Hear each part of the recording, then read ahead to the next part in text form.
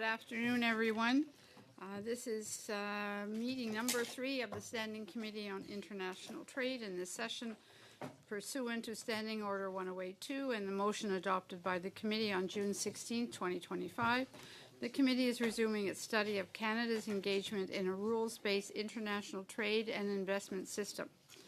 We have with us today Department of Foreign Affairs, Trade and Development, Aaron Fowler, Associate Assistant Deputy Minister, International Trade Branch and Chief Trade Negotiator.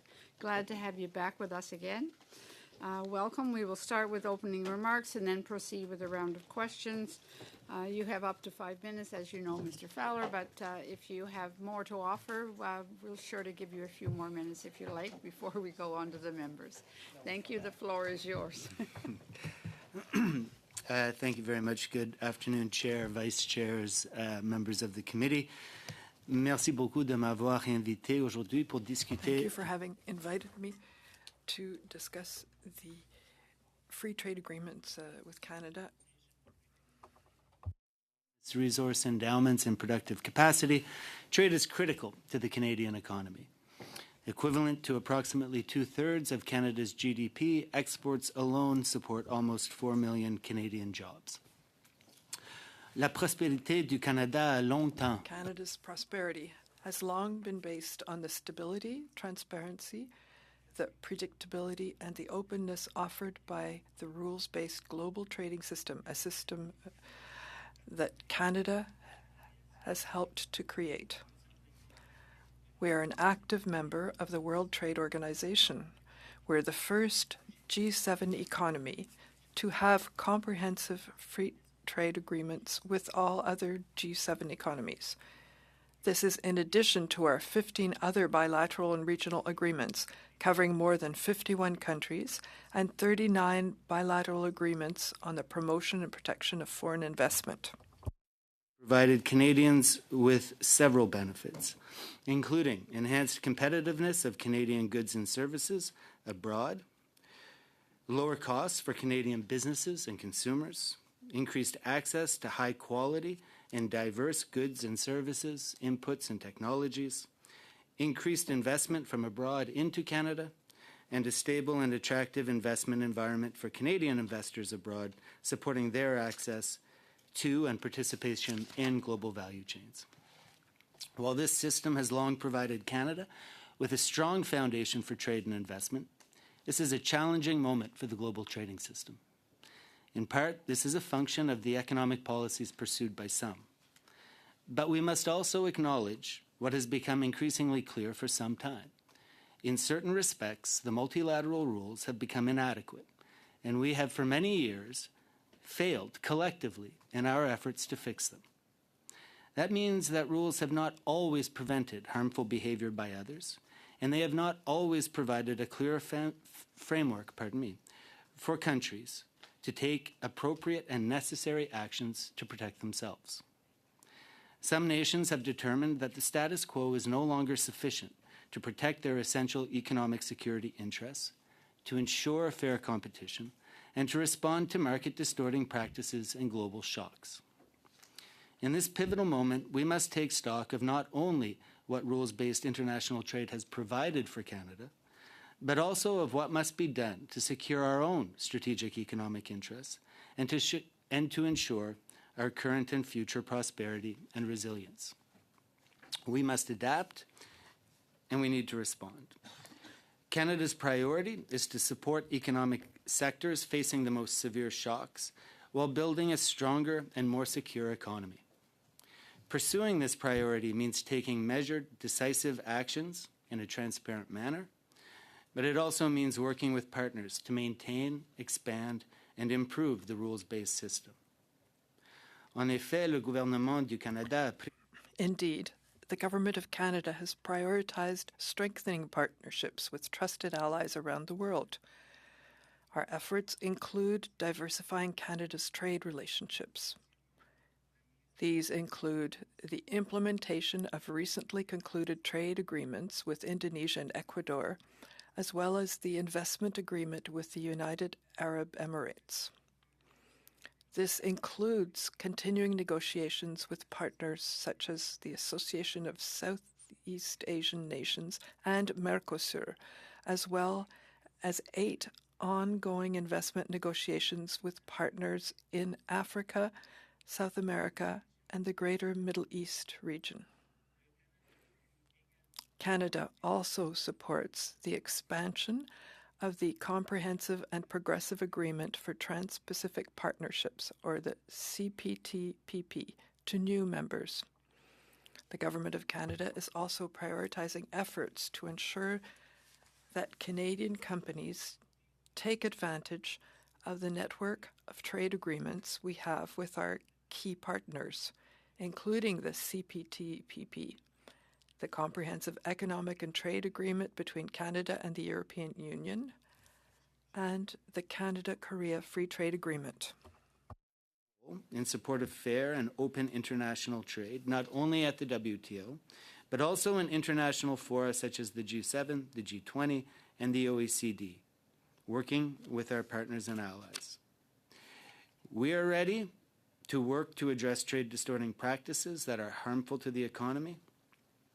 This includes seeking improved rules to better address emerging issues affecting trade, such as industrial policy, and to ensure fair competition over the long term.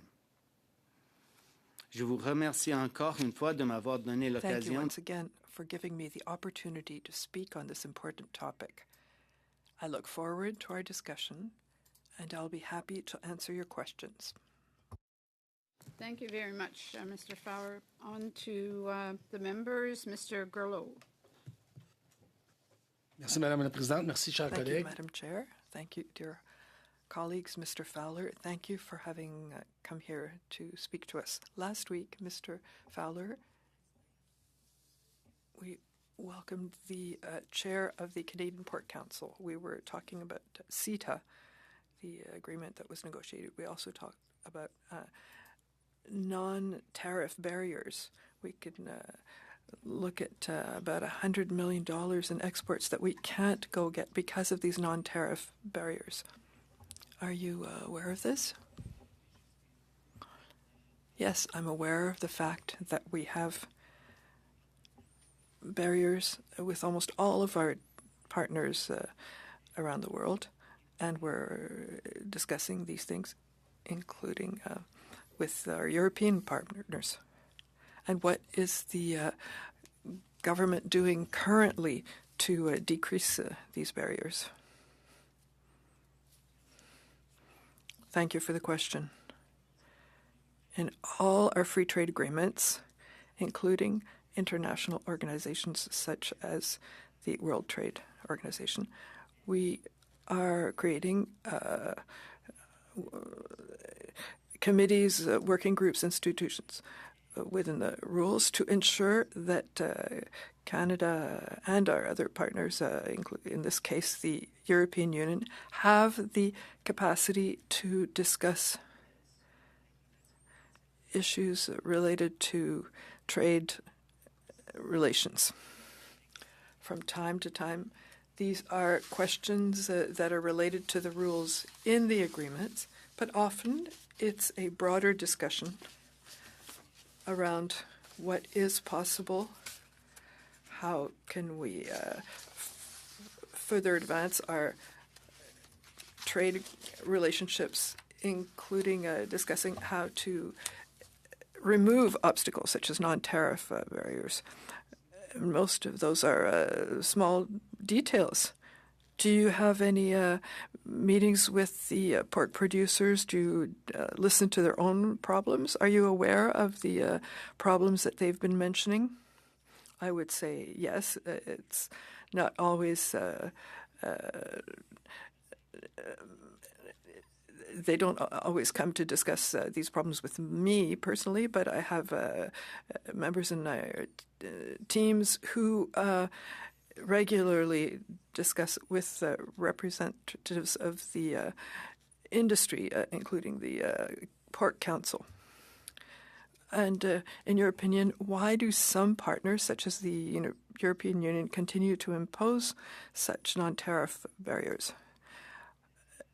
So from their point of view, they're not principally non-tariff barriers. It's related to policies and pieces of legislation in the European Union that have a negative impact on our commercial interests or our trade interests. But if we asked our partners in Brussels, they would be ready to identify some some policies and regulations from Canada that represent a non-tariff barrier to them. But for us, it's a way of having reasonable policies. Do you think Canada should adapt a firmer stance as far as the negotiations go and concerning the small details of the agreements about non-tariff barriers? And if yes, what should they be? Thank you for this question. It's a very general question, and it's very hard to answer that in a general way.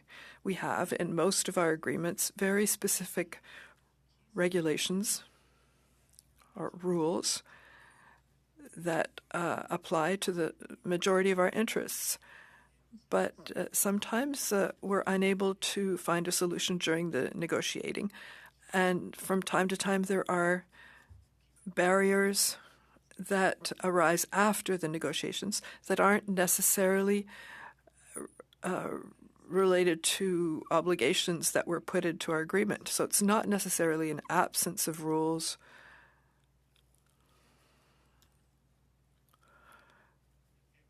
or the fact that we don't understand the interests or the objectives of our industry. It's simply that the rules that are in place did not anticipate the situations that arise after the fact. Thank you. When you're negotiating these agreements, is there a mechanism? Yes, you talked about before that there were barriers we hadn't anticipated. Is there a mechanism that says, well, we'll come back to the agreement because it's not working, because we have all this pork that we weren't able to export? There are several mechanisms to engage with the various partners. In the case of the European Union, we regularly have discussions within committees that were set up in order to support the implementation of the agreement.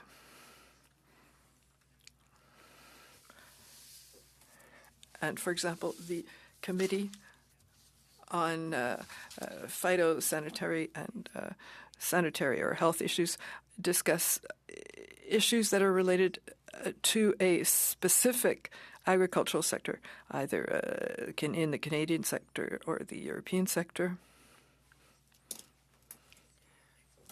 But we start to express our concerns in a way that the other side can understand it. There's something that can be done with the rules that are already in place. That's the same approach that our partners would take with Canadian measures that are of concern to them. Perhaps we can find a rule that applies to the situation or a process that can be applicable to that situation, or maybe we have to come back with other facts. But these are rather technical issues, so it takes a long time to could go forward in a way that would be favorable to both partners.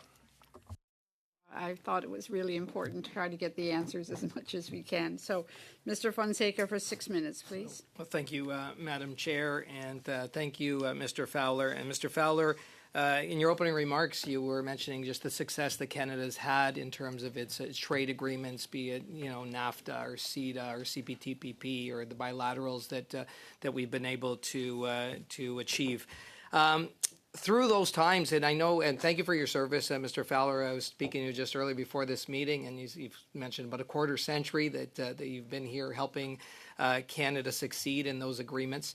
There are often, it's pretty normal that we would have change in government. Of course, over those 25 years, we've had many different governments here in Canada, and we know that these negotiations do take time. They take years.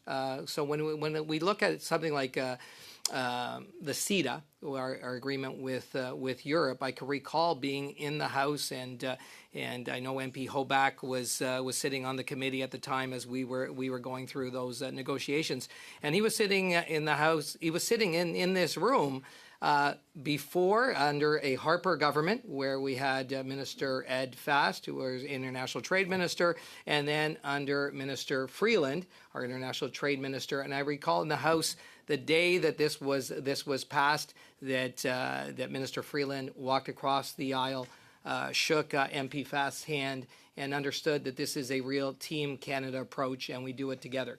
My question to you is that when we enter the global stage as Team Canada, as parliamentarians, and we've done that in Washington, D.C. and around the world, what does that mean for your job when you are in the table, when you're in those rooms? If you could take us through what that means in terms of your negotiations for our brand as a Team Canada. If you could just tell those that are watching and us here what that means to you in terms of the leverage that you have, knowing that we are united. Thank you for the question. I think at the end of the day, there's only one Canadian position that gets put forward in a negotiation. I think it is part of our process as trade negotiators to attempt to ensure that the positions that Canada is putting forward at the negotiating table are as broadly consulted and comprehensive as they can be and reflect the widest possible swath of interests across this country. And that we are taking advantage of these opportunities to address concerns that have been brought to our attention and to create opportunities for Canadian businesses in the market with which you're negotiating. That comprehensiveness of approach, we hope, supports kind of a broad cross-Canadian consensus around the validity of the positions that we're putting forward. It's certainly nice as a negotiator to know that Canada's conduct of a particular negotiation is broadly supported in the country.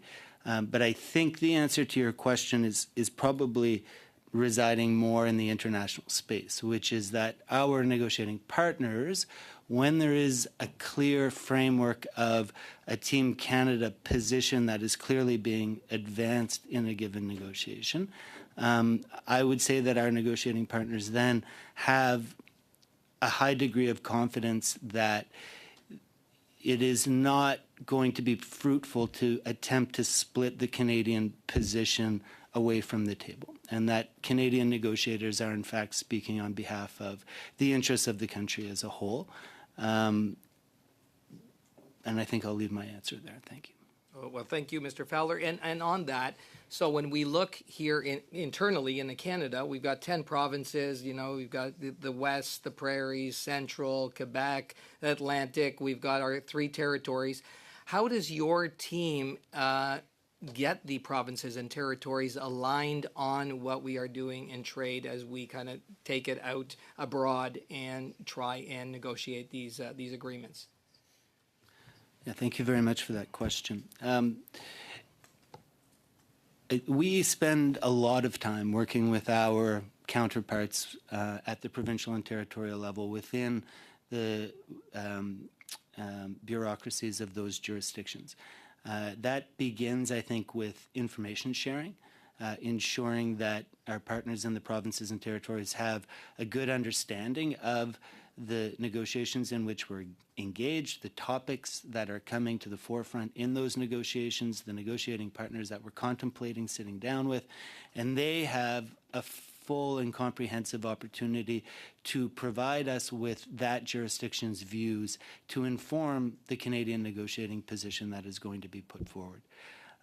We do that in formal ways, such as inviting their comments through formal Canada Gazette notices on specific consultations, and we have a number of internal mechanisms that we deploy in order to stay in close contact. In the course of the last week, I have met with provincial and territorial counterparts through a mechanism that we call CIIT, which is the federal, provincial, territorial trade consultative body, through the CUSMA FPT Consultations Committee, which is a specific committee that we established at the time that we implemented and put the CUSMA into force to ensure that we had good federal, provincial, territorial exchange of information. And then today, again, through the FPT ADM committee, which is a committee of assistant deputy minister level across the country discussing a very similar topic. Those engagements allow us to take up both general and specific issues of interest to the jurisdictions, and then in the context of a specific ongoing negotiation would be supplemented by engagements that we create specific to that negotiation, and that can be much more involved, including almost day-to-day interaction between provincial territorial officials and the negotiators at the table. Thank you very much. Sorry, your time is up. Mr. Savard-Tremblay, please, for 6 minutes. Merci, Madame la Présidente. Merci Thank you, Madam d'être Chair. Thank you for coming to be with us, Mr. Fowler. And I would like to compliment you on the quality of your French, that you were able to answer and to understand. So we can do it in French as well, if you don't mind. And don't worry if it's going too quickly. You can listen to the interpretation if there's a problem. So I see, concerning CUSMA, that there was something posted in the Gazette. That's where the consultations began. So in terms of the consultations, what else do you anticipate doing to get the opinion of various groups and various individuals? Thank you for the question. It's exclusively related to CUSMA and the CUSMA review. From what I saw, it was about the review in the Gazette. Yes, that's specifically related to that agreement, but I just wanted to confirm that the question was not of a broader nature. We've already done, for the committee's information, a consultation on the CUSMA review in the fall of 2024. It was a formal consultation, and we received several responses and submissions from Canadians. We published a What We Heard report last year. So the fall of 2024 is not the same as the fall of 2025. Much has happened in the international trade area and in terms of the relationship between Canada and the U.S. that are related to the functioning of the agreement. And we thought that there was an advantage to ask more of Canadians. Have there been developments over the past 12 months? Is there something else you'd like to talk about?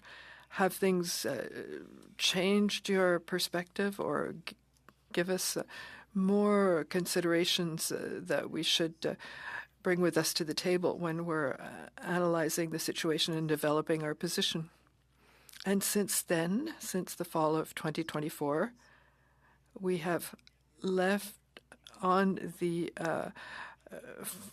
GAC website a portal so all concerned groups can communicate their ideas and questions to us. And we also created advisory groups for some special sectors or some specific sectors, principally related to the sectors that have already been impacted by the American government's measures instituted over the past months. We can supplement these efforts as necessary, but first we can look at what we will hear during the consultations that are happening. So I understand that it's essentially through an online portal that everybody can participate in this exercise. Is that right? I wouldn't say it's principally the way of doing it, the main way of doing it, but it's the simplest way for Canadians to communicate their positions to us. One of the problems that we're already faced with is transparency. So often we've had difficulty getting information on some negotiations. And I know that everything can't be made public. Some things must stay at the bargaining table. But how can you communicate to this committee what will be going on in the communications with your American counterparts? I'm here as a witness, and I'm happy to accept other invitations to come and speak to you. There are other policies that are in place to ensure that Parliament is kept up to date on the negotiations that are occurring, on the objectives that the government is advancing during these negotiations. And my team and I are working very hard to ensure that these policies are entirely respected.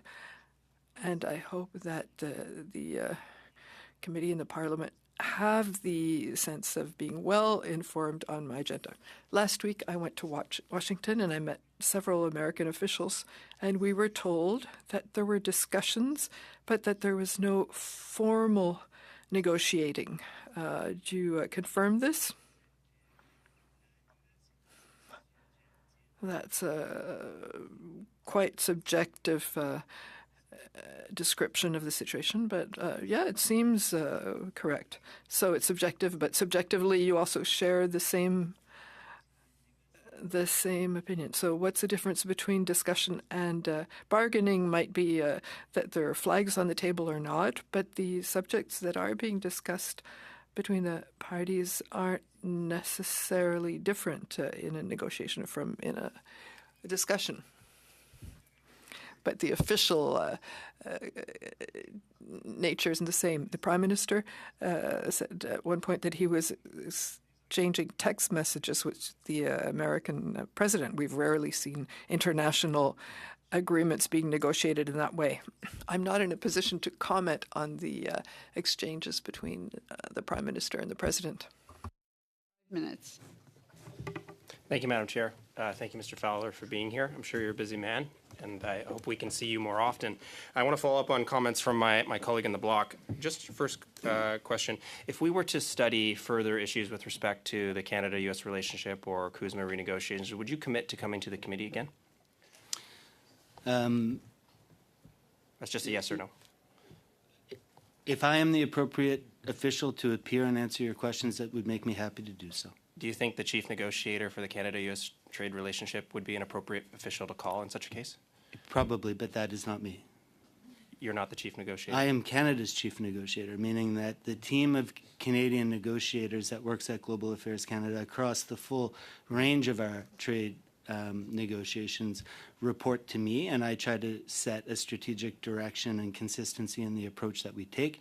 But excuse me, sir, sorry. If we were to call you and ask you to come again, would you come? If it was deemed that I was the appropriate official, of course I would come. I've never declined an invitation from this committee that I can recall. You were just mentioning the CUSMA consultation. I assume you, or maybe not you, because we're not sure what you're doing here in this negotiation, but you're going to be reviewing those public consultations to inform your negotiation strategy, decision-making, et cetera. Is that correct? It is how the process generally works, yes. Okay. Would you commit to providing the committee copies of those submissions so that we can also be appraised of how Canadians are understanding the negotiation? I will have to revert to you on that because there is a question of protection of privacy in the information. Sometimes it is very confidential business sensitive information that's being provided to us, and so I think that would be a question of appropriate handling of the information that we receive from Canadians. But understood. Yeah, I know there's a privacy statement that goes with the submission request, the redaction of personal information, business confidential information, et cetera. But when would you be able to get back to us on that? Again, I am not the chief negotiator for this particular initiative. The government has named Ambassador Hellman as the chief negotiator for the portion of the conversations that are underway today. And so I think my team tries to support and facilitate her efforts. And in this case, I think the appropriate answer would come from the chief negotiator for that particular initiative. So you're not going to get back to us then on that? I will get back to you having consulted with those who are most closely engaged in the file. Is Perfect. that an appropriate answer? That's perfect. Thank you. You talked about the Team Canada approach. Do you think Team Canada includes this committee? I suppose it should, yes. It's a Team Canada approach. And do you think the Team Canada approach includes the members of the opposition parties as well? I think you're sort of taking me outside of my area of expertise. It is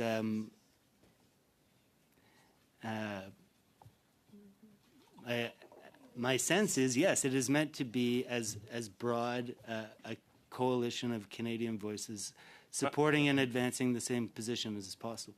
Thank you. No, it's not a trick question. I mean, I would hope our chief negotiator does view the committee and members of the opposition as part of the Team Canada approach.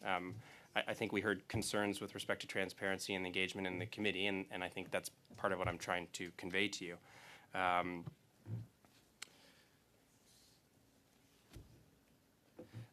You are aware that the Prime Minister decided yesterday to recognize the state of Palestine? I'm aware. And you're aware of the President of the United States' comments in respect of that decision that he said, quote, "It will make it very hard to get a deal." Are you aware of those comments? I have read that those were the comments as reported. Do you agree with the President that it'll make it very hard to get a deal for Canada? I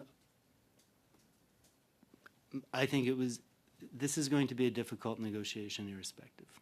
Do you think that that made it more likely or less likely to get favorable terms from the United States? I would believe that the United States in this commercial negotiation will be guided by commercial and economic considerations.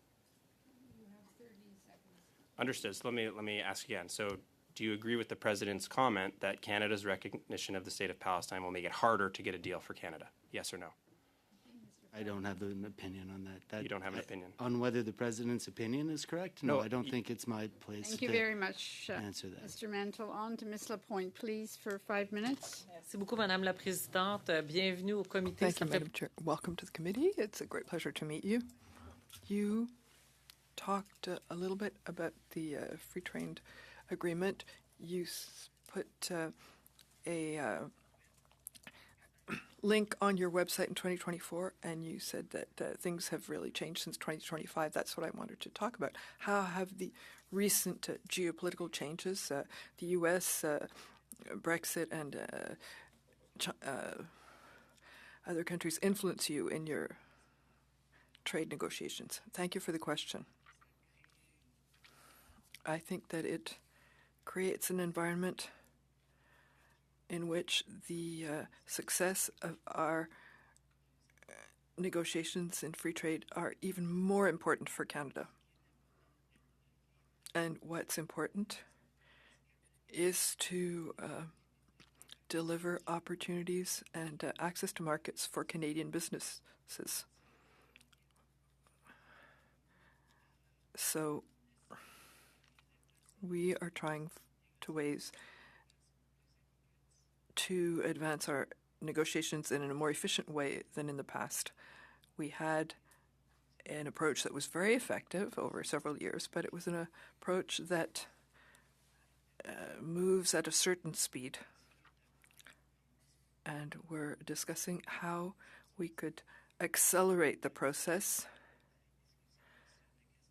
How can we concentrate our discussions on the components that deal with the most important commercial opportunities or trade opportunities for Canadians? This is something that has really changed over the past few years.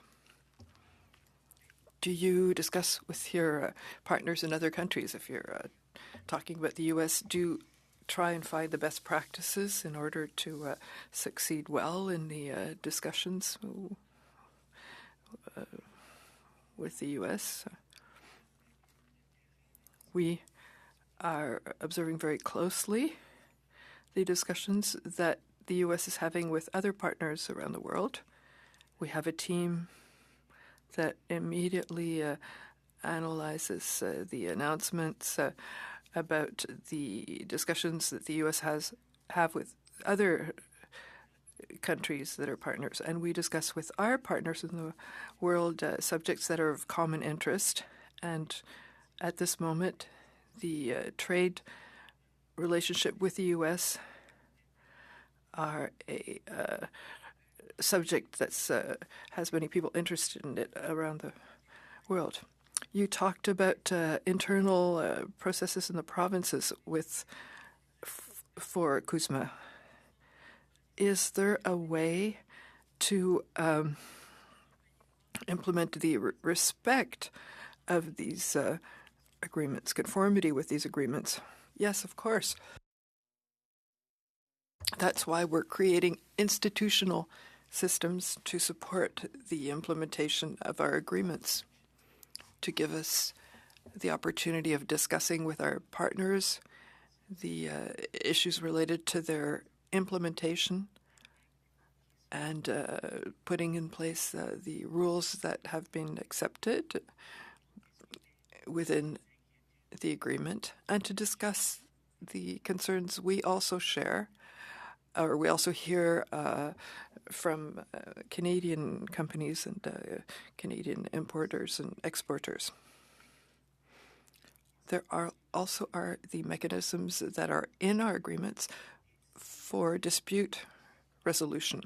And if the discussion with our partners isn't enough to improve the situation, and our analysis shows us that it's because of a non-respect of a rule by a partner, we have the possibility of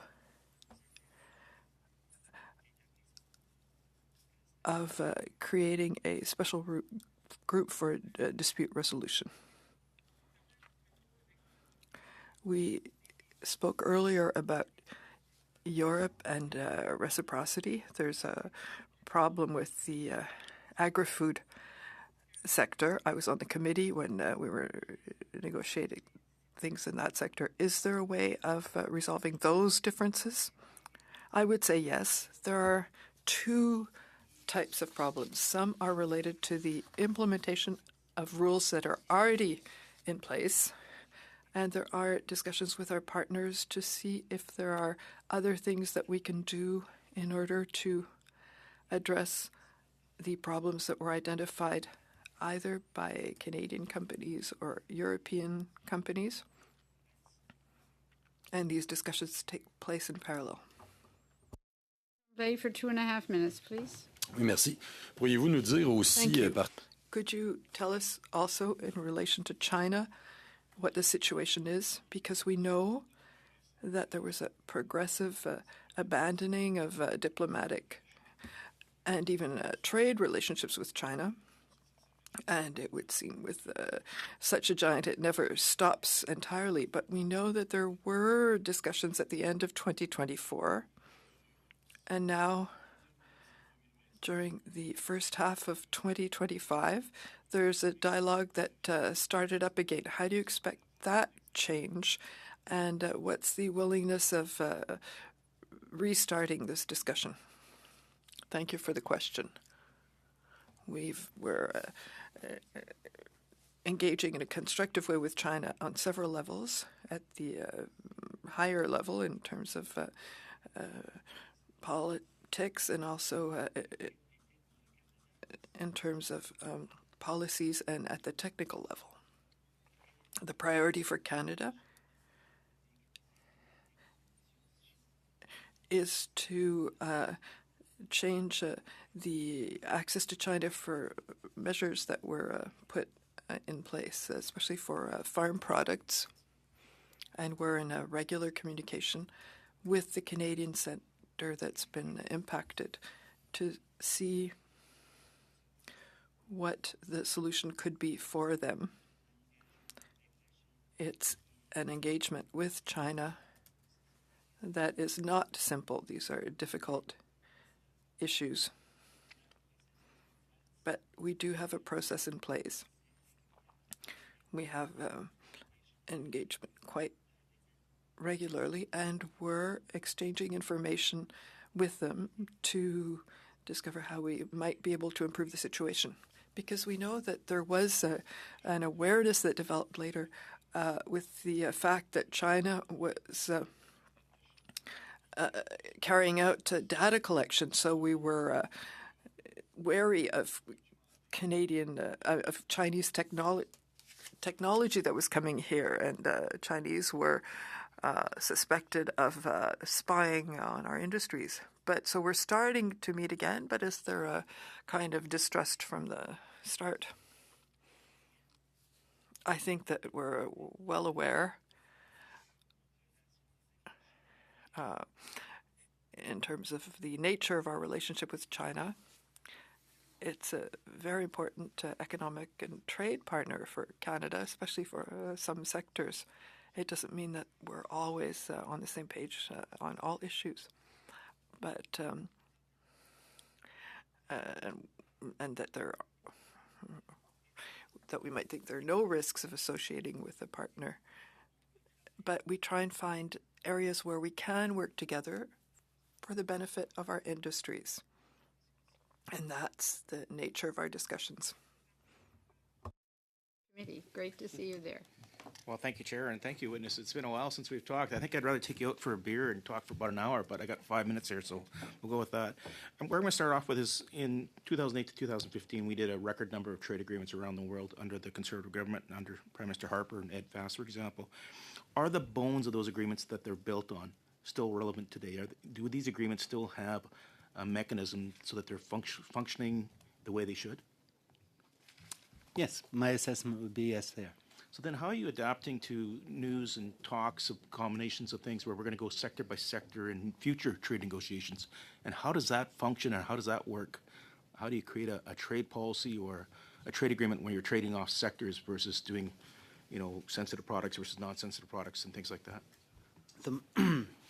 Thank you for the question. Madam Chair, the model that guided our FTA agenda for a very long time was a comprehensive negotiating model that we, at least in the negotiating team, referred to as the NAFTA model, because the NAFTA was the first agreement that really covered the full sweep of issues that ended up forming a part of our standard model. We deployed that model very successfully for a very long period of time. If the NAFTA was concluded in 1994, I would say that model at least informed our starting position for discussions almost up until the present day. But we have, to a significant degree, I would say, exhausted the partners who have a level of ambition that is willing to contemplate the NAFTA model. And so while we may be able to persuade some of these partners who are a bit more nervous and a bit more reticent about pursuing a model of that much ambition to consider it, it is a longer negotiating exercise than would otherwise be the case. And quite frankly, some markets that are of importance to Canadian stakeholders are not prepared to contemplate that level of ambition in their trade negotiations. Fair enough. I'm running out of time. So. Oh, go ahead. Okay, and then I'm going to just spin back then into China. And when we put the tariffs on EVs, for example, was there ever a request from the minister's office to you to do an analysis on what the counter tariffs could look like, what products may be at risk? Was there any analysis done in that part? In the context of looking at the considerations around taking action on electric vehicles from China, we provided analysis and advice on a wide range of issues that... So you would have said to the minister, I don't want to put words in your mouth, that these are the sectors that may be impacted, may be targeted by China in light of this announcement on EVs?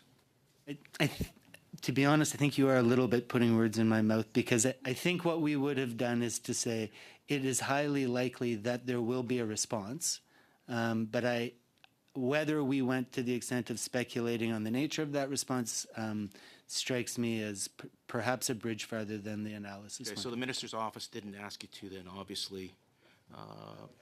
I would have to verify and come back to you. One of the complaints in the sector is trying to give notice. They give a heads up to both the fisheries and canola and other sectors that there would be consequences. Yet we see no action from this Liberal government to prepare for those consequences. Is that normal? Getting you to shake the rust off now. I'm not sure I can accept the premise of the question and therefore answer it. And I'm just kind of curious, because that's one of the questions I have back in Saskatchewan is in talking to a lot of the canola producers and actually manufacturers. this time last year, before the tariffs ever hit, they were saying, we got to be proactive, we got to be on the ground, we got to be taking steps to mitigate this. Were any steps taken proactively to offset these tariffs possibly coming into play on either the canola or the fisheries industry? There have been long-standing conversations with China, both bilaterally and a variety of multilateral fora, to set out clearly the nature of Canada's concerns related to the sectors where we have felt compelled, or the government has felt compelled to take action. Those concerns would not have come as a surprise to China, I don't think. And frankly, I would say that the political and market risk associated with that market, particularly for canola exporters, would already have been very well known by that sector. So then there should have... Thank you, Mr. Hobeck. You got 3 seconds. Thank you, Chair. All right, Mr. Lavoie will be our last member asking questions on this segment. Merci beaucoup. Thank you very much, Mr. Fowler, for being here with us. I'm Steve Lavoie from the Quebec region. I worked in banks for 20 years and for a long time with SMEs, so my question relates more to PMEs in Canada, or SMEs in Canada. So we really talked about a complete upset at the economic and geopolitical level. In your experience, what are the major difficulties that our SMEs are experiencing currently in terms of their international trade? Well, that's a good question. It's always difficult for SMEs to navigate and to get to know the free trade agreements. 15 agreements that are slightly different, the WHO regulations that are different, with the great number of markets in the world. Most SMEs know the agreements that they often use, but it's a challenge for them to get to know the opportunities that exist within the other agreements. And when there are unanticipated changes, it takes them quite a while, and so there's an associated cost in order to understand how the new development impacts their specific commercial interests in the market. So we work very hard within the department to provide our SMEs the information they need to make decisions, and also to be able to use the agreements that exist. And would you say that their greatest difficulty is understanding the agreements, or the funding to which they have access, the knowledge, or the time that they have to give to that? What are the biggest difficulties, and how can we help them? The time, the fact that the agreements are of a very technical nature, they're very lengthy, and the rules that are important for companies such as SMEs, like country of origin rules, are extremely complex. So depending on the particular interests of the business, they might need to seek out more specialized advice. We try to support them by providing them enough information in terms of CUSMA. When the American border services were put in place, after having a almost complete free trade environment for nearly 30 years, they were confronted by the reality where they have to use the CUSMA agreement even for products that were not subject to tariffs. So we established a 1-800 help number. We put information on websites. We did gave courses to the SMEs to understand the impact of the American decisions and similar things that we do in the same context. For the SMEs, we know that they are the motor of our economy. If you could speak to them today and you had one single recommendation to make them in the current context, what would it be?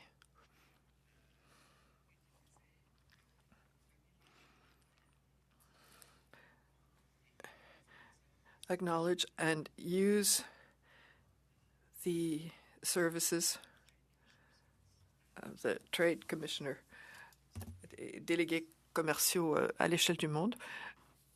They're there to help you in your communities. We have a network of offices here in Canada. We have 1,000 professionals throughout the world to help you navigate the complexities of international markets, and that's why they're there. Thank you, Mr. Fowler.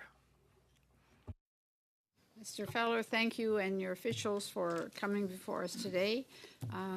I know from being on international trade, I'm used to seeing you here quite frequently, and I think you can rest assured that we will be inviting you back before too long. So thank you all very much. We will suspend while we prepare for the next witnesses.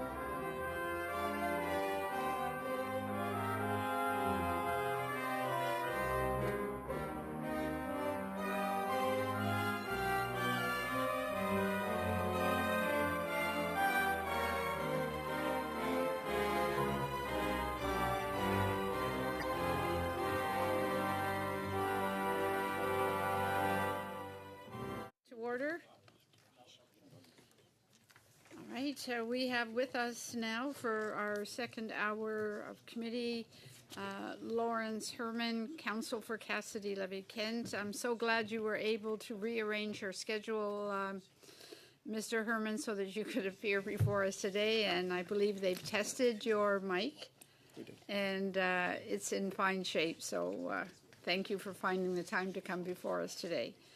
And we have Meredith Lilly, full professor, Simon Reisman Chair in International Economic Policy, Carleton University. And from the Canadian Agri-Food Trade Alliance, Michael Harvey, Executive Director. Welcome to you all. Appreciate you very much finding the time to be with us today.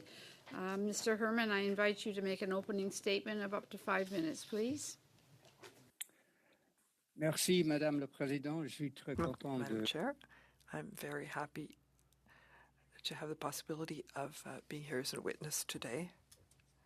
And I think that you are carrying out a very important study for Canada. can deal with some of the points during the question period. I know that you are looking at very broad issues, and I really wanted to talk about some rather smaller issues, if I can put it that way. But let me just comment on the state of the world as I see it. I'm not a diplomat. I'm not an insider, and so what I'm saying is based on my experience and my knowledge of the trading system.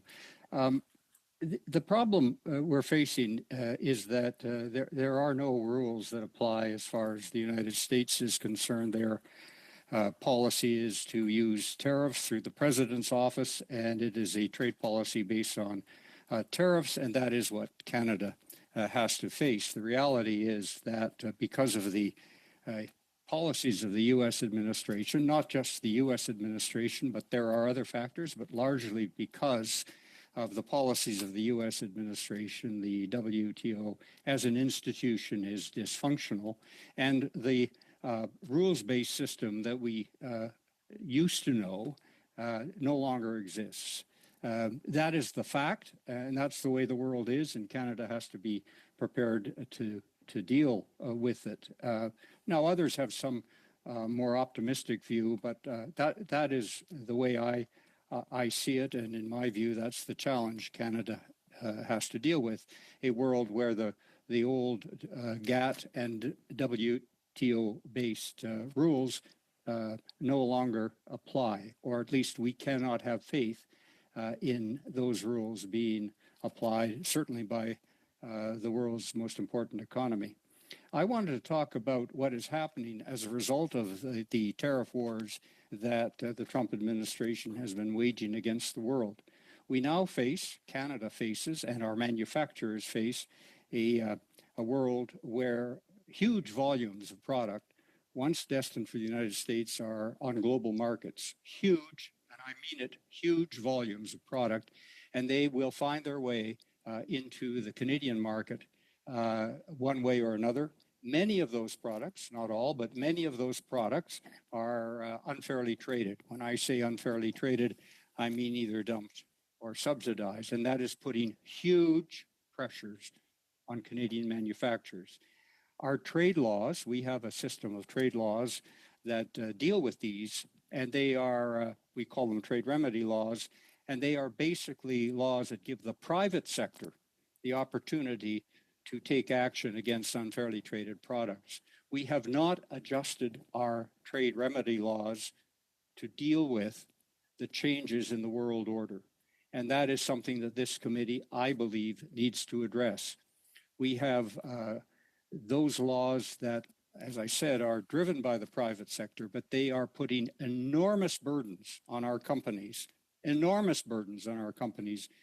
I think the committee needs to look at ways in which those laws can be adjusted to take into account the new reality. Those are the trade remedy laws. We also have laws in Canada that allow the government to respond to international trading circumstances that impact Canada.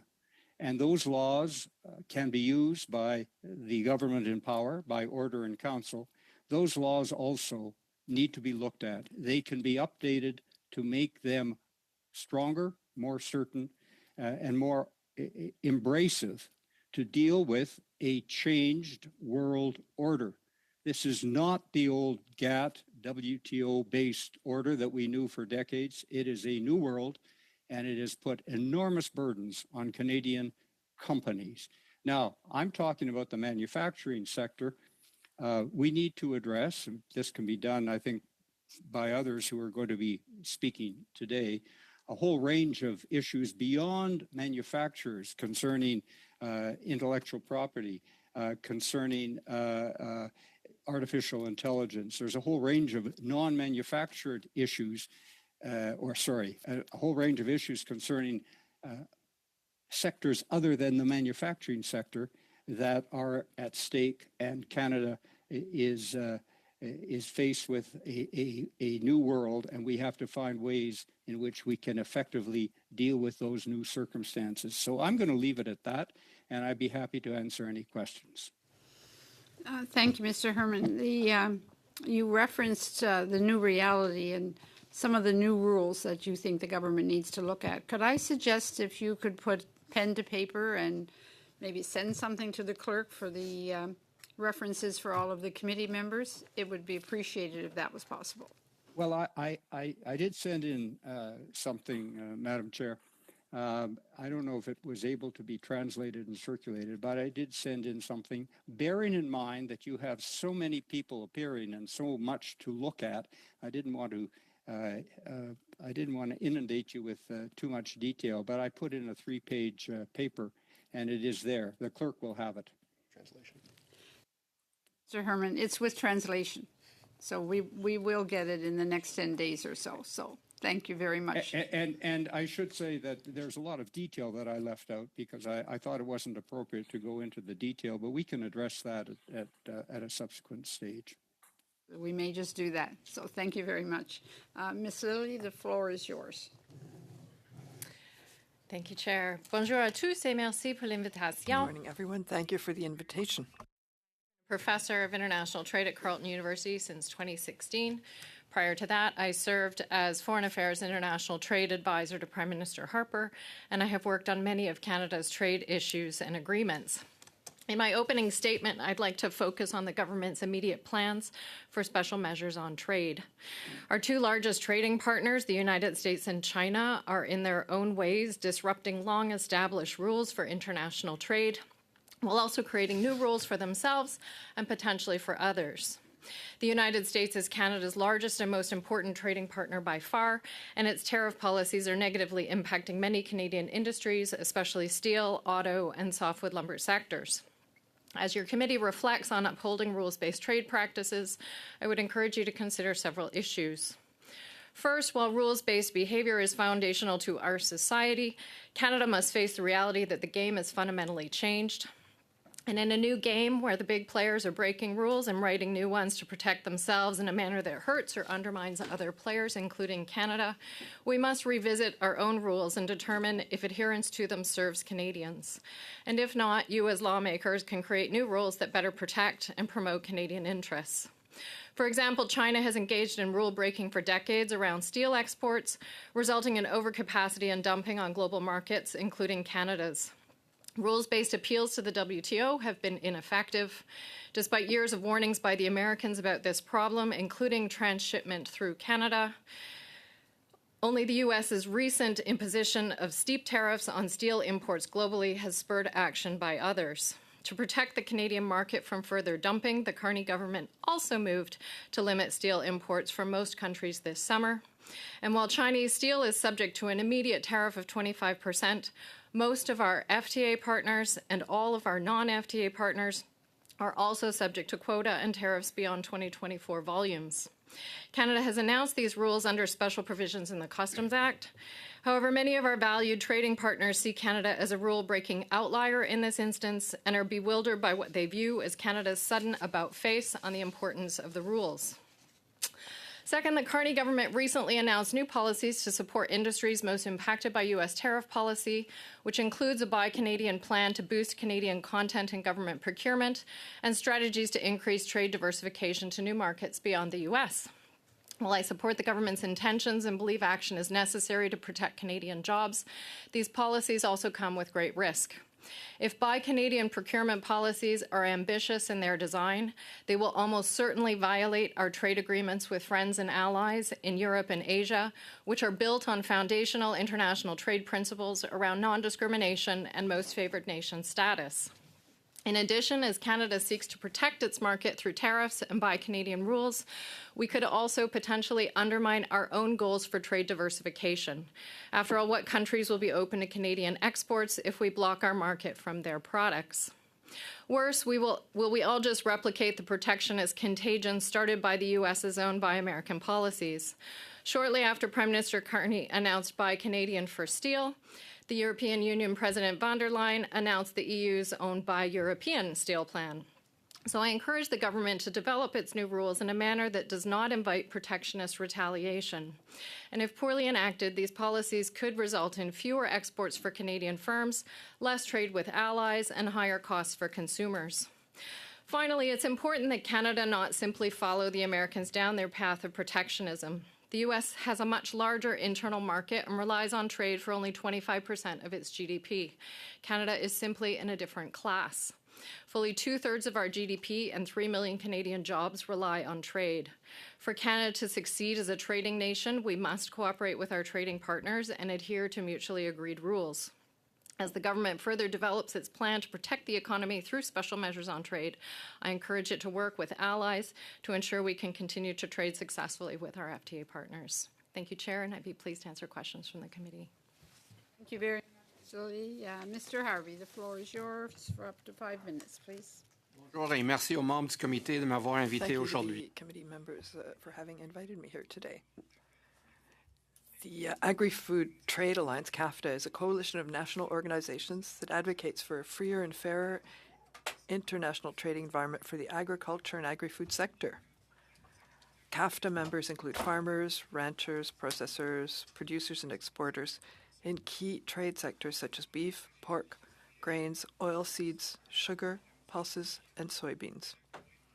Agri-food accounts for 1 in 9 jobs in Canada, and the majority of these are in the export-oriented agri-food sector. Canada exports some $100 billion worth of agriculture and food products every year. More than half of our agricultural production is exported or processed for export. Canada's agri-food sector is uniquely positioned to drive economic prosperity and diplomatic influence of Canada on the world stage. So rapidly reshaping the international trading landscape, creating uncertainty and amplifying the risks for Canadian agri-food exporters. Canada's management of these shifts should avoid protectionist measures that weaken our credibility as supporters of the global rules-based trading order. Canadian agriculture remains underleveraged in Canadian international diplomacy and trade policy. CAFTA is of the view that Canada requires a clear strategic framework for agri-food trade that strengthens and grows our agri-food exports and champions the global rules-based trading system. This strategy should shape all of our trading relationships from established to growing and potential markets. The Canadian government must explicitly prioritize agriculture as central to its diplomatic and economic strategies. Trade liberalizing agri-food trade objectives must be central to all trade negotiations and reviews. Protectionist measures, both domestically and internationally, should be rejected as they undermine the principles of free, fair, and open trade. As we prepare for the upcoming 2026 CUSMA review, protectionist pressures threaten the trade provisions that underpin trilateral agri-food trade. To reinforce our rules-based North American market and avoid unintended negative impacts for Canadian agri-food, Canada must defend critical aspects of CUSMA for agri-food exporters, such as tariff-free trade, dispute settlement, TRQ and tariff preference levels, ambitious SPS measures and commitments, science-based decision-making, and regulatory cooperation. Beyond CUSMA, CAFTA believes Canada requires a strengthened, proactive, and innovative market access infrastructure to meet 21st century trade challenges. Non-tariff barriers, NTBs, have become the most important barrier in most markets, as tariffs were largely eliminated through negotiation of agreements. NTBs often require deep engagement with the regulatory systems of potential markets to be resolved. Me fera plaisir de répondre à toutes vos questions. Merci. Very much. And on to our members. Very happy to answer Mr. questions. Mackenzie for 6 minutes. Thank you, Chair. Mr. Harvey, if I might start with you, how is it you would suggest we defend market access in a world that's crumbling around us when it comes to rules-based trade? So it's different in every market. I would say if we look at some of these emerging markets where we're putting a lot of emphasis, for instance, we've looked at the recent agreement with Indonesia, or the discussions with ASEAN. We encourage a lot of emphasis on regulatory cooperation with those countries because non-tariff barriers are often about misunderstandings about how Canadian regulatory systems work. Or disingenuous misunderstandings about how Canadian regulatory systems work. In either case, the way through that is engagement. Can you comment on the pace that things are taking for negotiations with the ASEAN partners and generally in the Indo-Pacific? So the ASEAN negotiations, I think we expected them to be slow. These are countries with varied levels of development and varied levels of capacity to manage trade negotiations. Mr. Fowler was just here, has kept us up to date all the time. It seems to be moving forward about at the pace that we expected. And are you expecting to get some improvements on market access and resulting opportunities for trade diversification to come from that? Yes, it's looking very interesting. A couple countries, especially Philippines, is very interesting. Vietnam is very interesting. Markets in particular for agri-food products? These are markets that are getting richer, that have growing middle classes. They eat more meat. They eat higher quality food, and Canada provides higher quality food. So it's good for us, these markets. Thank you very much. Professor Lilly, can you comment on the value of energy exports paving the way for enhanced trading relationships with various trading partners around the world? The economic value, dollar figures, no. But in terms of the symbolic big picture economic value, the world wants to buy Canadian energy. And so one of the realities as we think about the importance of trade diversification is that the world wants to buy what grows in Canada and what comes from the ground, frankly. And so if we're serious about trade diversification, we have to be serious about energy, and we have to be serious about major infrastructure projects that get energy to market. And so that means nation-building projects, including things like pipelines. Ma'am, I represent a riding in Calgary, Alberta, and in that part of the world, we like things like LNG. I take it your comments could be taken to support an increased ability in Canada to export liquefied natural gas. Yeah, absolutely, and we've seen progress with that, and the new LNG lines that have come online and are beginning to export, and that's fantastic. We need more of that. We also need very clear messages from the Canadian government and Canadian governments at all levels that this is something that we want, and that is because both trade patterns as well as the infrastructure required to move energy require long-term commitments and not immediate changes. And so investors need to know that current governments support this, the next government's going to support this, and the next government after that. And I think that that's been a misstep in Canadian messaging over the last period of time. And so I genuinely hope that we can collectively, as a country, Team Canada, send messages that we're here to do business. Professor, some time ago, it was said by a former prime minister of this country that there was no business case for exporting liquefied natural gas. Certainly, there are many regulatory hurdles to being in a position to do that, to export liquefied natural gas. But would you understand that there is indeed a business case and that our trading partners internationally, particularly in Europe, are quite open to buying Canadian energy? If yes. We can get over ourselves here in Canada. Absolutely. Europe as well as Asian countries want to buy Canadian LNG. And if they're not buying it from us, they'll buy it elsewhere. And we provide, we have strong environmental standards. We work with affected populations. We're making great progress in working with Indigenous communities to ensure profit sharing. And so we have a good story to tell. And other economies that want to export LNG don't have as good a story to tell. And so if the world is going to buy it, we should sell it. Thank you very much. Mr. Herman, if you're still with us, and I think I'm short on time, but I would like to ask you what you see as our best options for diversification. What would your priorities be if you were calling all of the shots? We have free trade agreements with Europe, with the Asia Pacific countries, and we could do a hell of a lot better, Mr. McKenzie. I look at the data and I see that our trade has increased, but it has not increased as much as it should. And that is a dual challenge for the government and for the business community. And the government and the business community have to do a better job, as many other countries do, of working together to exploit those opportunities. We talk about diversification and we often forget we have market opening agreements with major economies other than the United States, and we have to do a better job of exploiting those opportunities. That's my short answer. Thank you, sir. Fonseca for 6 minutes. Well, thank you, Madam Chair. Thank you to the witnesses for joining us. I'm going to follow up on MP McKenzie's questioning as he was asking Mr. Herman about what would he do or what would he emphasize in terms of our trade. Now, we set a stretch goal in 2018 of expanding our trade outside of our U.S. trade by 50%. And we achieved that. We set it for 2025. It was achieved in 2024. What would you say would be the next stretch goal for Canada for trade outside of the United States? Well, I think it's obvious. I mean, just look at the data. We could expand our trading our trading relations through serious, clear-eyed business objectives in specific markets. The problem has been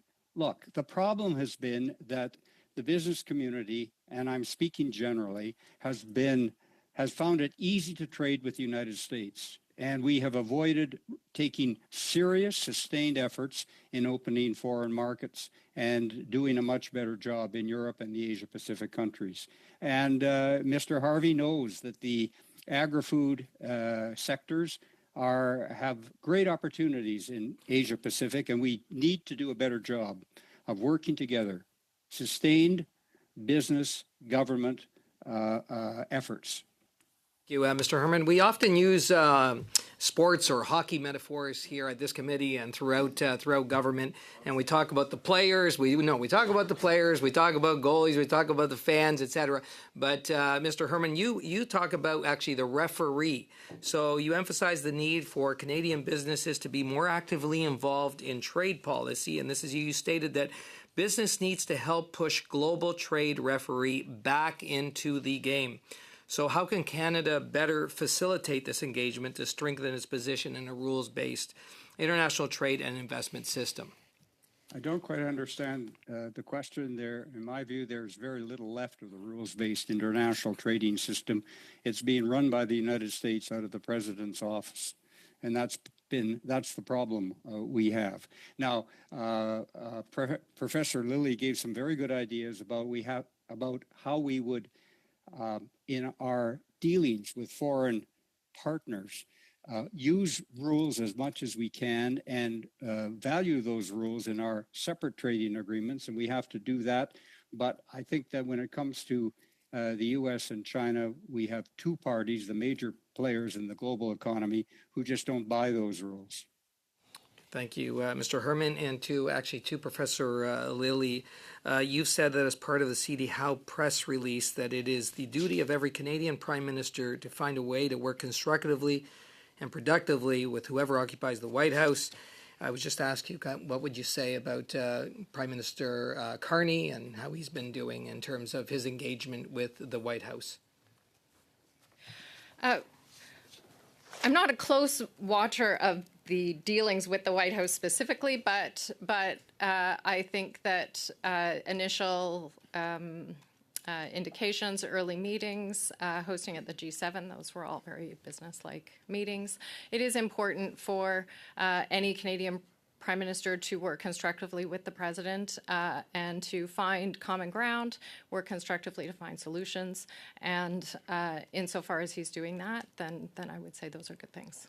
Okay, thank you, Professor Lilly. And Mr. Harvey, you've represented Canada as a diplomat for 15 years.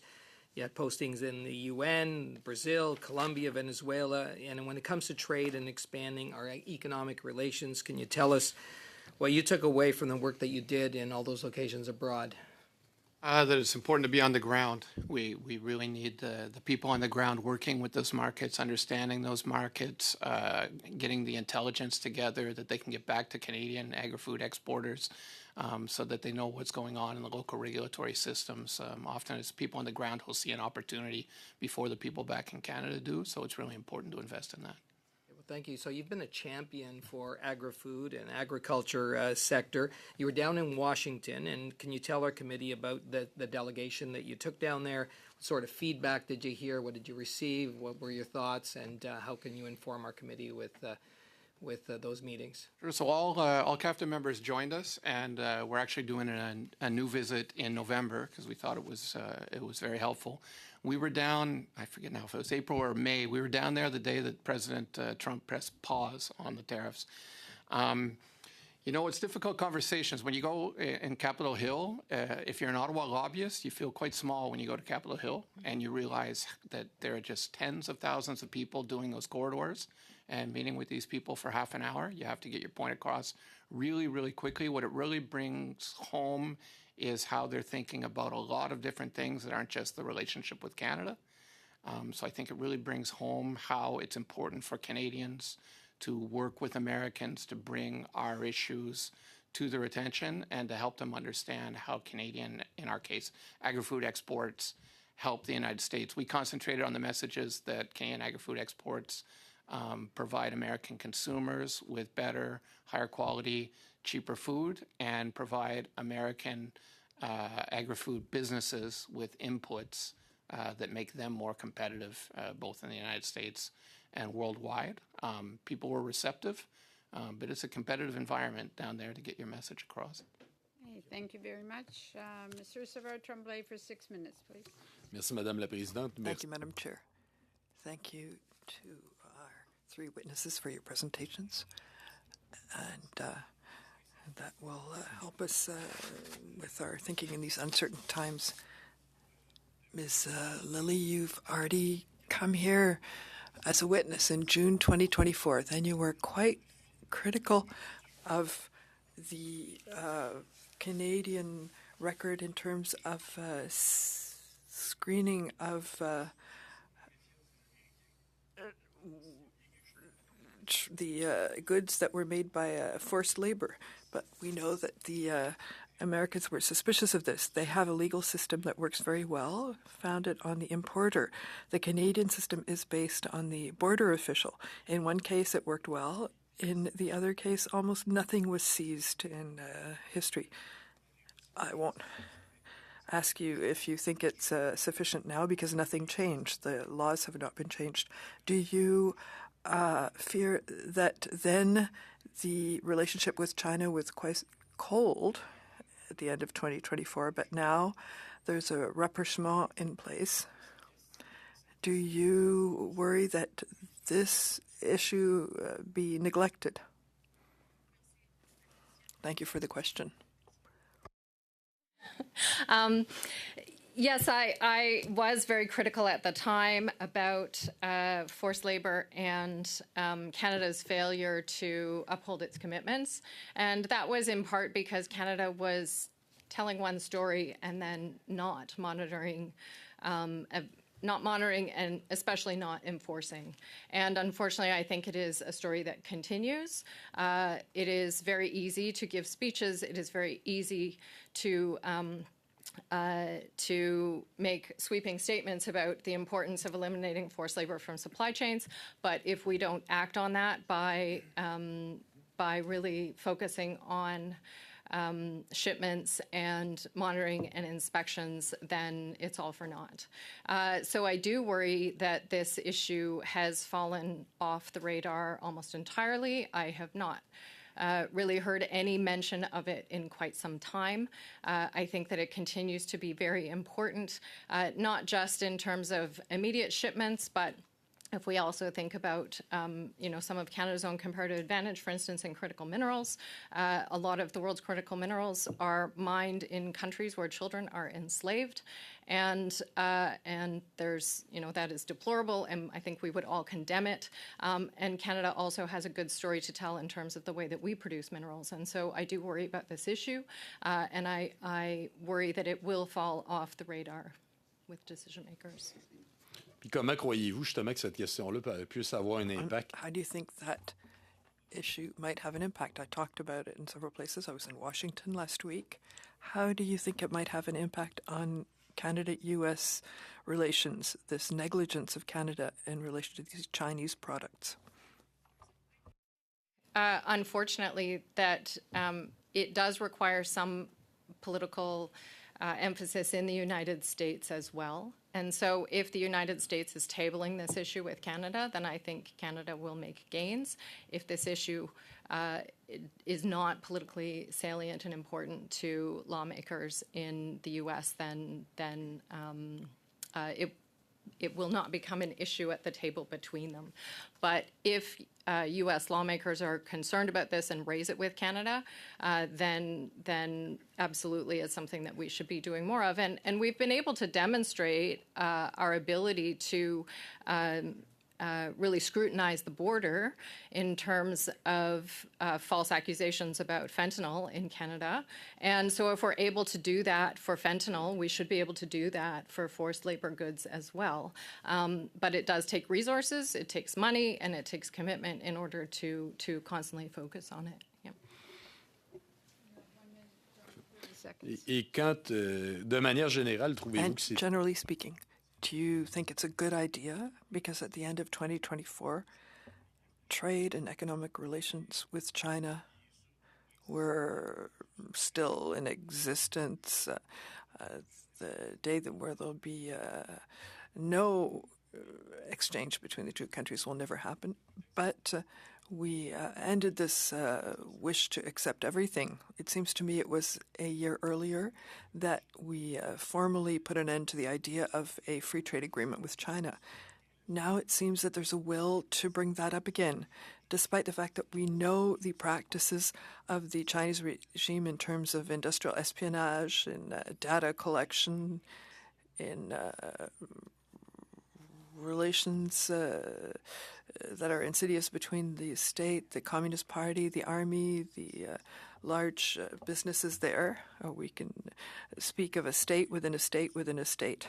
Do you believe that we're going back to the former naivety just as a reaction to American tariffs, when in the end Trump will be in power for 4 years, whereas the Communist Party of China will be there eternally? Not be advisable for Canada to enter into free trade negotiations with China. And I do hope that that isn't being pondered soon. I also think that regardless of who is U.S. president, it would be met extremely dimly by the Americans and would jeopardize our trade relationship with the Americans if we were to do so. Thank you very much, Ms. Lilly. I certainly haven't heard anything about a free trade agreement with China. So we would be... appreciate your comments. Okay, on to Mr. Mantle for 5 minutes. First to Professor Lilly.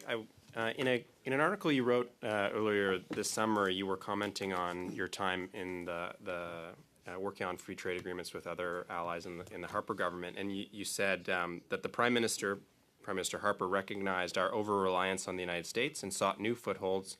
His team began to pursue trade deals beyond North America, signing early agreements with South Korea, the European Union, and countries across the Indo-Pacific. But in the decades since, that momentum has slowed. So my question is, did we miss the boat here in the last decade? Did we not build upon that work for Prime Minister Harper? I would say that trade diversification meaning trying to gain a greater foothold into these other markets, was not pursued as ambitiously as it should have been. I think that trade diversification should be an evergreen project for Canada, and that is because, as I said earlier, it takes a while to build trade relationships, and you cannot just turn the Titanic on a dime. And so if we run into difficulties with our trading partners in the United States, we can't just flip a switch and now trade with another country. And so it is in Canada's interest to be building these relationships all the time so that we have those other trading relationships even when times are tough with the Americans. And I would just add that demonstrating to the Americans that we have other options actually increases our leverage with the Americans themselves. And so even if our goal is to continue to trade with the United States, demonstrating that we have other customers actually increases our leverage to get good deals. Thank you. You mentioned also in that article Korea and Japan, and you mentioned them in your remarks here as great potential export markets for our energy. In building on your comment, what effect do you think that Canada's unilateral actions against those allies have in building those relationships? So in terms of products like steel tariffs, which in spirit violate our trade agreements with those countries, they continue to be allowed to export to Canada tariff-free, but they would be subject to tariff if quota levels were beyond a certain amount. Those kinds of measures do send worrying signals, and they do wonder where it will end. So we're starting with steel, and then what? And then what's next after that? And these are our friends and allies. They are also great markets for our products. And so I think that we have to be very careful in how we design policies to ensure that our allies and FTA partners are not targeted with, a very broad brush. Thank you. Mr. Herman, just a few questions for you as well, and it's nice to be able to chat with you. Your textbook, Canadian Law and Trade Law and Practice, was on my desk as a lawyer for many years. There is an ebook now, so thank you for your work there in educating lawyers. This summer, you also were quite prolific online talking about trade negotiations. And with respect to negotiations with the United States, you wrote, and I'll quote, "Almost nothing has been disclosed about the scope, content, timing, or ultimate objectives of these talks, even though their outcome, whether success or failure, will be hugely significant for the country." Is that still your view, that almost nothing's been disclosed by the Canadian government with respect to these talks? Yes, it is my view. I fully accept the notion that you don't negotiate in public. I understand that. But that being said, we know very little about the state of talks with the United States, which is very unusual. And it may be just a fact that we're dealing with a difficult administration, and going public on anything, even the broad outline of talks, could cause problems. But I'm concerned that we don't know exactly what is being on the agenda. There was talk about a broad security and economic relationship. Well, that we know is not going to come to be. But I would think we could have a little more clarity on what the scope of these discussions are in Washington, understanding that it is very difficult to deal with that administration. And so I certainly understand the constraints, but I think we could use a little more clarity, Mr. Mantle. Thank you, Mr. Herman. I'll leave it there. My time's over, but I agree with you on a last point that we should assess and revise the Special Import Measures Act. It's in sorry state and needs a tough study and a revision. Ms. Lapointe for 5 minutes, please. Merci beaucoup, Madame la Présidente. Madame Meredith, j'aurais Thank you, Madam Chair. Ms. Meredith, I'd like to know you talked about the diversification of our exports to become more distant from the U.S., but since 2024, we increased our imports by 50%. Because you said we were too centered on the U.S. when we're really now in other markets. We have other agreements with Europe, Mercosur, Equator. We have the Trans-Pacific Partnership. We have increased.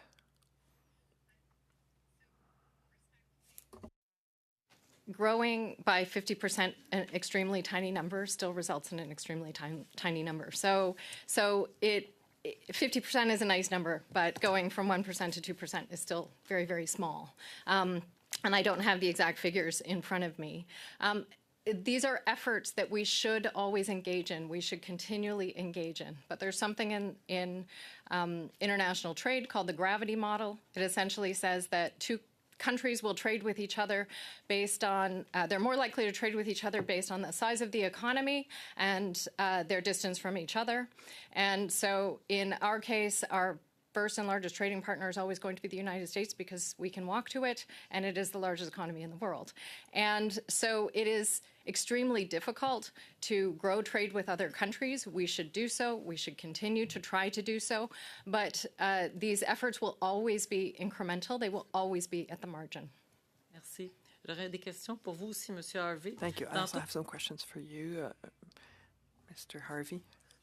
You said 1 out of 9 jobs in Canada was in the agriculture and agri-food sector in exports. And then you talked about the conclusion of the negotiations of a free trade with Ecuador. And you said Ecuador is a promising market for the agriculture sector in Canada. What are the key agricultural sectors which would be the greatest potential? Ecuador is quite important for grains. They produce tropical fruit. They don't have a vast territory like Canada does for the production of grains and legumes. So that's interesting. So you said we should use Asia more. What could we do better in Asia? To be present there, we participated in the opening of the Office of Agriculture and Agri-Food in Mani. It's important to have a very continuous relationship with the regulators and the inspectors in countries that want our products. It's very important that in those countries the technicians understand our systems and understand that they are up to the necessary level so that our products can enter their territories. So you're talking about the level of quality of the products? Yes, the quality of the products, but as well the sanitary standards that are very high in Canada. But the rules are not the same in all countries, so there's work to be done so that they might understand our systems. When we bring Canadian experts there, or when we bring their experts here to get to know our systems, it allows for a faster approval process for the sanitary and phytosanitary permits. So are we able to solve these differences in terms of those rules? Yes, and also even avoid these conflicts before they emerge. We can block the entry to something because we don't understand the situation. So if we can work together on both sides, we can avoid this and also solve the problem if it emerges. Could that also be applicable with the free trade agreement with Europe? We know that there are some problems of understanding and reciprocity. It's more difficult. In Europe, we were very frustrated by the way the Europeans implemented the agreement in the agri-food sector. Often they don't understand our systems. They don't understand that we respect the sanitary and phytosanitary rules just as their systems do. It was very difficult to manage this misunderstanding. We see Europe as a very interesting potential market, but we were really disappointed with everything that's happened since we signed that agreement. Présidente, je suis surpris que vous Thank you, Madam Chair. I'm surprised that you never heard about the former discussions between Canada and China for free trade that were buried in 2020 by the government. So my question now is for Ms. Lilly. You made yourself the disciple of market diversification. So in Europe, it's something that we looked at deeply. Mr. Harvey also talked about it. The problem is not so much the formal access, but rather all the SPS measures.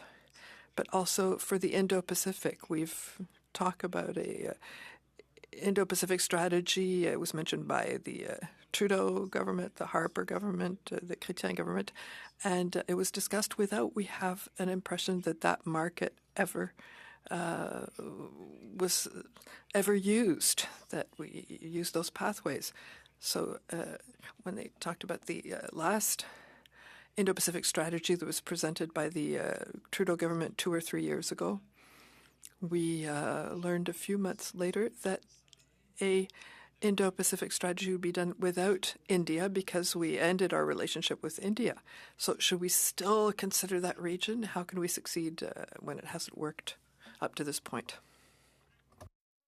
I think it should be a both-and approach. So there's a number of high-growth Indo-Pacific countries that could be exciting for Canadian exports, and Michael has mentioned some of them for agricultural products, and energy is another market.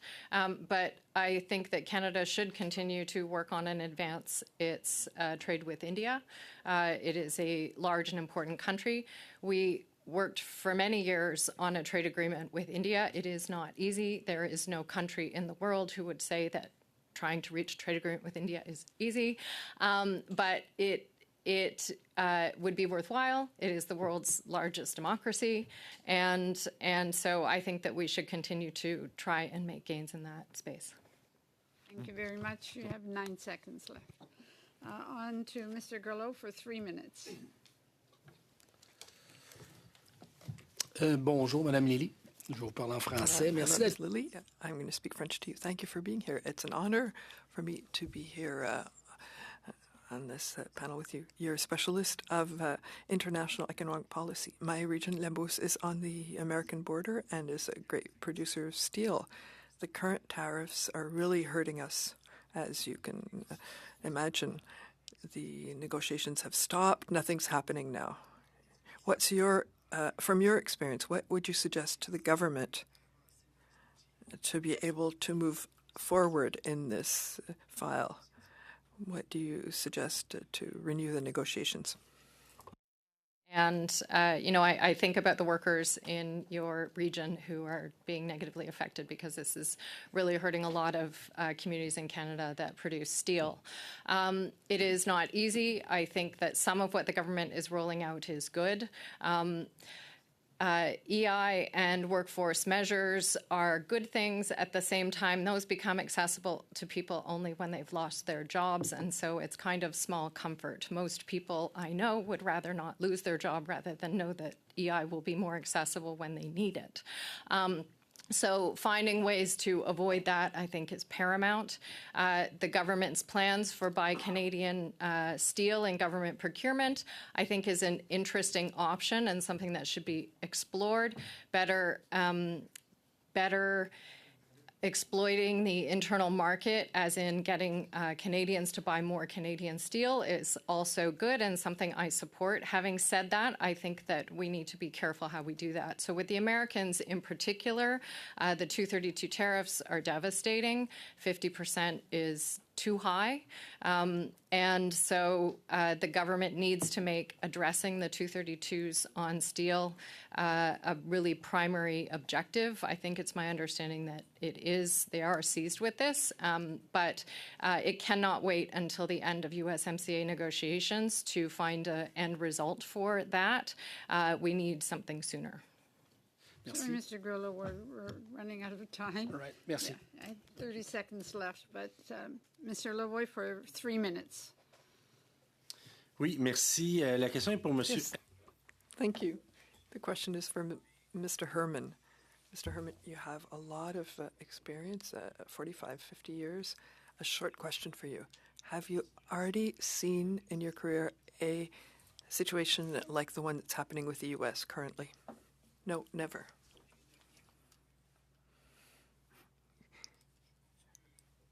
I think that we have a difficult situation with the Americans, which will not be resolved even at the end of the Trump administration. The reason I'm saying that is because both the Democrats and Republicans have adopted a protectionist attitude that will not change. To my mind, that's the basis of their international trade policy. And Canada must be ready for a future era which will be completely different. Excellent, thank you. In your talk, you said we have to change some laws, some legislation. So if you had one act to change, which would it be, why, and what impact could it have for our businesses? Do you have an example of an act for a regular citizen? I think that our legal system on commercial recourse doesn't work. We built a system that's very expensive. So our trade remedies system. So it could be simplified. We could easily simplify the system. This should not take millions and millions of dollars for a company to seek trade remedies. The system could be remedies. So not by changing a law, but by administrative changes. That's important. I encourage your committee, Mr. Lavoie, to pursue these issues because the government can take action without a lot of activity. The administration has to be changed, not necessarily the act.